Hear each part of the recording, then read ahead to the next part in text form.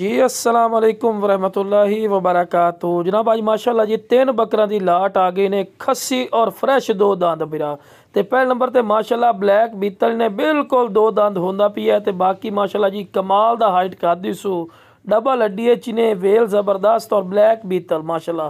कन्ना दे लापर भी ज़बरदस्त ने, लेकिन बिरा एक खस्सी ने पिया वाजे गल कर देवे, आंडी बना के नहीं देवना, ठीक है ना मेरा बिरा।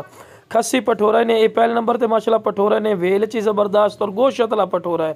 आज भी राय पठोरा वारा मिल सी इंशाल्लाह, वीडियो ना रमना इंशाल्लाह। तीन बकरे जो लाई सी ना फायदे च रस।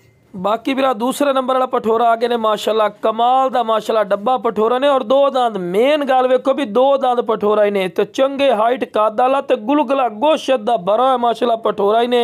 किते भी तुहानू हड्डी नज़र नहीं आ रही माशाल्लाह, हर साइड ते माशाल्लाह गोश्त इसू खूबसूरत माशाल्लाह, फेस ब्यूटी माशाल्लाह कमाल दी चीज़ ने। वेखो जी सुन्नत इब्राहिमी ते लावन वास्ते जानवर जितना ही सोना होवे ना मेरा बिरा, उतना ही सवाब दा काम है।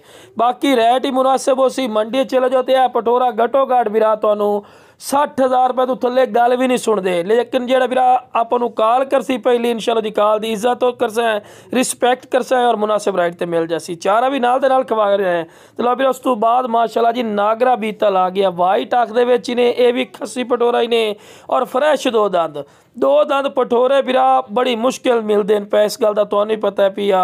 और खस्सी पठोरे और डिमांड ही मुनासिब हो सी। जिस बिरा नूं तिन्ने दे तिन्ने बकरे चाहिए इंशाल्लाह स्क्रीन दिते नंबर ते राबता करना है इंशाल्लाह। बाई दे राबते की कदर हो सी और मुनासिब रेट मिल जासन जानवर। बाकी कोई मेरे को आवना चाहे, लोकेशन लुडन शहरी ने, जिला विहाड़ी, लुडन मेन अड्डे ते UBL बैंक और PSO पंप के सामने। इतने मेरा बिरा आके भी जानवर ले जा सकते हैं।